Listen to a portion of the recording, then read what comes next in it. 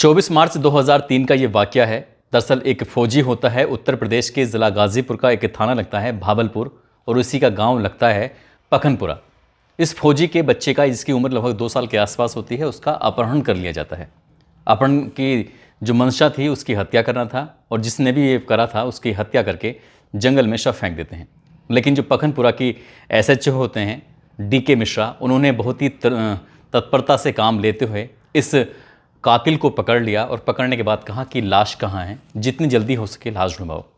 जिस जगह लाश को फेंका गया था उसी जगह पर उस कातिल को लेकर पुलिस जाती है और वहां जाने के बाद जो अपनी आंखों से देखती है, उस दृश्य को देखकर यकीन नहीं हो रहा था।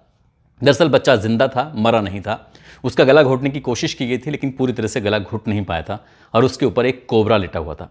जैसे ही पुलिस ने उस कोबरा को हटाने की कोशिश की तो SHO DK मिश्रा यानी कि धनंजय कुमार मिश्रा के पैरों से वो जाकर चिपट जाता है, लिपट जाता है। जब ऐसी स्थिति में वो कोबरा आकर लिपट जाता है तो आसपास के लोग खड़े हुए थे, उनकी सबकी कोशिश थी कि इस कोबरा को मार दिया जाए। तभी इंस्पेक्टर साहब कहते हैं कि इसको मारना नहीं है। हाथ जोड़कर उसके सामने विनती करते हैं, कहते हैं कि हे नागदेवता, तुमने इस बच्चे की अब तक हिफाजत की है, मैं दावे के साथ कह सकता हूं कि तुम इसके ऊपर जो बैठे हुए थे, तुम इसकी सुरक्षा के लिए बैठे हुए थे। अब इसकी सुरक्षा करने के लिए हम आ गए हैं, आप यहां से चले जाओ। इतना कहना था कि सैकड़ों की भीड़ में वो नाग वहां से आराम से निकल जाता है और लोगों को यकीन हो गया था कि वाकई सचमुच वो नाग उस बच्चे की मदद कर रहा था, उसकी हेल्प कर रहा था। आज की जो कहानी मैं आपको सुनाने जा रहा हूं, इस कहानी में भी कुछ ऐसा ही होता है। इस कहानी को सुनने के बाद शायद आपको यकीन नहीं होगा, आपको लगेगा कि किस कदर अंधविश्वास है। लेकिन लोगों ने वो वीडियो बनाकर जब सोशल मीडिया पर डाला और वो वीडियो लगातार सोशल मीडिया पर वायरल होते चले गए तो लोगों को यकीन होने लगा कि जो कहानी है वो कहीं ना कहीं सच है। आदाब, नमस्कार, सत श्री अकाल। मैं उस्मान सैफी। आज की जो सच्ची घटना मैं आपको सुनाने जा रहा हूँ, ये सच्ची घटना है राजस्थान प्रदेश का एक ज़िला है कोटा और इसी का एक थाना लगता है सांगोद। दरअसल सांगोद थाना क्षेत्र का एक गांव है रसकपुरिया। बात कर रहा हूँ 14 अक्टूबर 2023 की। घर के अंदर एक सांप जाने की कोशिश कर रहा था राजू लाल के यहाँ और पड़ोसी की नज़र पड़ जाती है। एक कोबरा बिल्कुल काले रंग का बड़ा तकड़ा सांप था। उस कोबरा को जब घर के अंदर जाते हुए देखा तो पड़ोसी ने चीख कर चिल्लाकर राजू लाल को आवाज़ लगाई कि तुम्हारे घर के अंदर सांप घुस गया है, जल्दी से बाहर निकलो नहीं तो ये काट लेगा। जैसे ही सांप की आवाज़ लगती है तो आसपास के घरों के लोग भी निकल आते हैं और राजू लाल के घर के अंदर भी हड़कंप समझ जाता है। इसी बीच में बड़ी संख्या में लोग लाठी डंडे लेकर राजू लाल के घर के अंदर घुस जाते हैं ताकि उस सांप को ढूंढ कर उसे मार सकें। और इसी बीच में जो इस घर की मालकिन होती है, जिसकी उम्र लगभग 65 साल के आसपास होती है, बादाम देवी जिसका नाम बताया जाता है, बादाम देवी घर से बाहर थी और अपने ही घर के अंदर, अपने घर के बाहर कुछ लोगों की भीड़ देखकर वो एकदम आश्चर्यचकित थी। आकर कहती हैं कि भैया क्या बात है, इतनी भीड़ क्यों लगा रखी है? तभी लोग कहते हैं कि तुम्हारे घर में कोबरा घुस गया है, बहुत ही जहरीला है, बहुत ही बड़ा सांप है, ऐसा ना हो किसी को नुकसान पहुँचा दे। जैसे ही वो लोग उस सांप को देखते हैं तभी मारने की कोशिश कर रहे थे, तभी बादाम देवी एकदम से चीखती हैं, चिल्लाती हैं, कहती हैं कि इस सांप को कोई भी मारने की कोशिश ना करे। यदि किसी ने मारने की कोशिश की तो अच्छा नहीं होगा। जैसे ही वो इन लोगों को रोकने की कोशिश कर रहे थे तो गांव वाले समझ नहीं पा रहे थे कि आखिरकार ये बादाम देवी इस सांप को मारने से क्यों रोक रही है, जबकि ये तो लोगों के लिए खतरा साबित हो सकता है। जब बार बार वो बूढ़ी महिला उन लोगों को रोक रही थी तो लोग रुक जाते हैं। रुकने के बाद वहाँ काफ़ी संख्या में लोग इकट्ठे हो जाते हैं।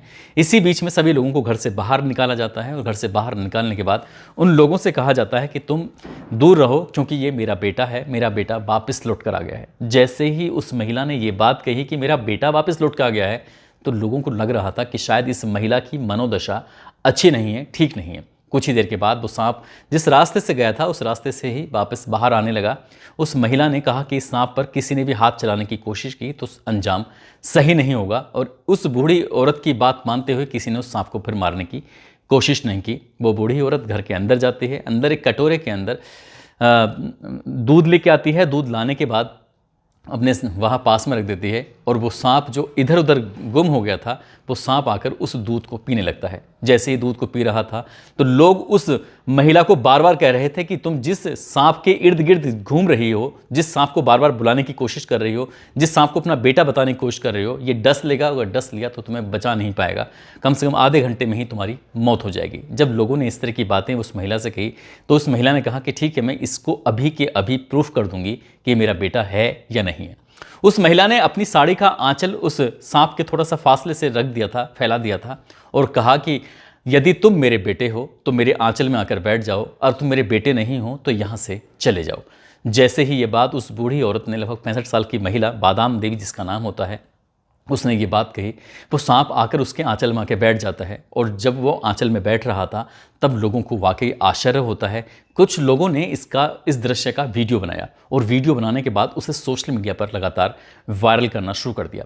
अभी तक लोग घबरा रहे थे ये देखकर कि आखिरकार ये बूढ़ी औरत क्या कर रही है। उस बूढ़ी औरत ने उस सांप को उठाया और अपने गले में डालकर इधर उधर घूमने लगती है। तभी सबके सब लोग जितने भी वहाँ खड़े हुए हैं, ये खबर गांव में आग की तरह फैल जाती है। अब बड़ी संख्या में लोग यहाँ पर जुट जाते हैं। कोई हाथ जोड़ रहा है तो कोई इस बूढ़ी औरत को मंदबुद्धि कह रहा है कि इसकी मनोदशा खराब हो चुकी है, यदि सांप ने डस लिया तो जाहिर सी बात है ये बूढ़ी औरत बहुत जल्दी मर जाएगी।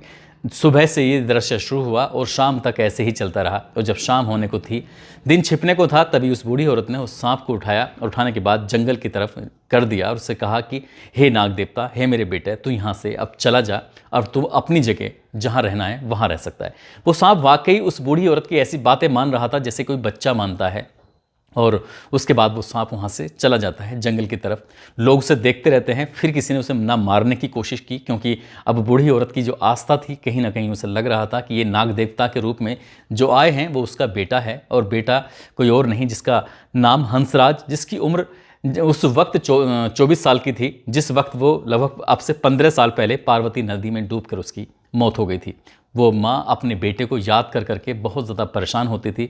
ऐसे ही धीरे धीरे वक्त गुजर रहा था, लेकिन उसे क्या पता था कि बेटा आएगा, उसका पुनर्जन्म होगा, वो भी सांप के रूप में होगा। और जैसे जैसे वो बात कर रही थी वैसे वैसे होता है। अब गांव में इस तरह की चर्चा होनी शुरू हो जाती है कि एक राजू लाल के घर में, क्योंकि राजू लाल इसका बड़ा बेटा होता है, हंसराज इसका छोटा बेटा होता है, जो 15 साल पहले नदी में डूबकर मर चुका था। अब ये चर्चाएँ होने लगती हैं कि इस तरह से इनके घर में सांप निकला, और मामला सोशल मीडिया पर लगातार वायरल हो ही रहा था। इसी बीच में 17 अक्टूबर 2023 को ये महिला सुबह सुबह खेतों में जाती है अपना चारा वारा लेने के लिए, कुछ काम करने के लिए। और जैसे वहाँ जा रही थी तो वह चारे के पास में ही वही सांप, वही नाग, वही कोबरा जाकर फन फैलाए हुए बैठा हुआ था।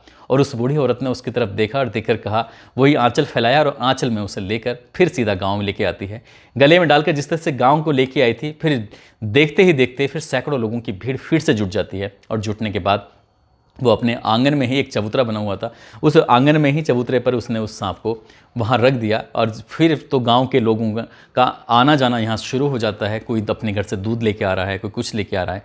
इस तरह से चलता रहा। सुबह से लेकर दोपहर 1 बजे के आसपास तक ऐसे ही लोगों का मजमा लगा रहा। लोग वीडियो बना बनाकर सोशल मीडिया पर लगातार वायरल करते चले जाते हैं।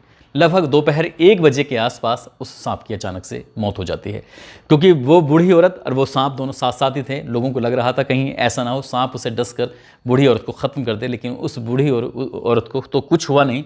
लेकिन कोबरा की जब मौत हो जाती है तो लोगों को बड़ा आश्चर्य होता है। अब कोई साइंटिफिक रीज़न तलाश करने की कोशिश कर रहा था कि इस सांप ने ज़्यादा दूध पी लिया था तो शायद इसकी वजह से इसकी मौत हो गई है। कुछ लोग कुछ तरह की बात कर रहे हैं, कोई कुछ कर रहा है। तो जब इसकी सांप की मौत हो जाती है उसके बाद फिर माँ ज़ोर ज़ोर से दहाड़े मारकर रोने लगती है। कहती है कि 15 साल बाद मेरा बेटा आया था और फिर भी उसकी मौत हो गई। यानी कि वो बूढ़ी औरत ये मानने को तैयार ही नहीं थी कि ये सांप है, बल्कि उसे ये मानने को तैयार थी कि ये उसी का बेटा है। जैसे ही सांप की मौत होती है, मौत होने के बाद उसका रीति रिवाज के हिसाब से जैसे अंतिम संस्कार कराते हैं, खेतों पे ले जाकर उस सांप का अंतिम संस्कार कर दिया गया। और अंतिम संस्कार करने के बाद जब ये मामला सोशल मीडिया पर वायरल होता है तब लोगों को बड़ा आश्चर्य होता है कि एक कोबरा आखिरकार ऐसा कैसे कर सकता है। कुछ लोग कह रहे हैं कि वो पहले से ही बीमार था, कुछ लोग कुछ कह रहे हैं। लेकिन राजू लाल जो इस हंसराज का बड़ा भाई होता है, इस बूढ़ी औरत का बड़ा बेटा होता है, वो खुद ये दावा कर रहा था कि ये मेरा भाई ही है। और गांव के लोग उसे कोबरा को हंसराज ही मानने को तैयार हो गए थे, जिसकी 15 साल पहले डूबकर पानी में मौत हो गई थी। दोस्तों, इस पूरे घटनाक्रम को सुनाने का उद्देश्य किसी को परेशान करना नहीं है, किसी का दिल दुखाना नहीं है, ना ही कोई अंधविश्वास फैलाना है। लेकिन जिस तरह से बूढ़ी औरत ने यह दावा किया था कि उसका बेटा वापस लौट कर आया है, वो भी सांप के रूप में आया है, तो बस ये किस्सा सुनाने का उद्देश्य था। जाते जाते आज आगरा के रहने वाले हैं शुभम प्रजापति। आज इनका जन्मदिन है। इनको जन्मदिन की बहुत सारी शुभकामनाएं, बहुत बहुत मुबारकबाद। साथ ही कुछ लोगों ने नाम लेने की अपील की है, जिसमें प्रदीप पांडे हैं, जुबैर खान हैं, सोफिया सिंह हैं, रामलाल प्रजापति है, राजकिशोर, विनय द्विवेदी, राशिद खान, ऋषभ, सोनम यादव, साहिल शेख, सलीम मलिक, रिहान अंसारी, कमालुद्दीन, अनिल यादव, सत्येंद्र गोपाल, ज्ञानी राम, याकूब अली, वीरेंद्र सिंह, इन लोगों ने नाम लेने की अपील की थी। आप सब लोग अपना ख्याल रखें, सुरक्षित रहें। जय हिंद, जय भारत।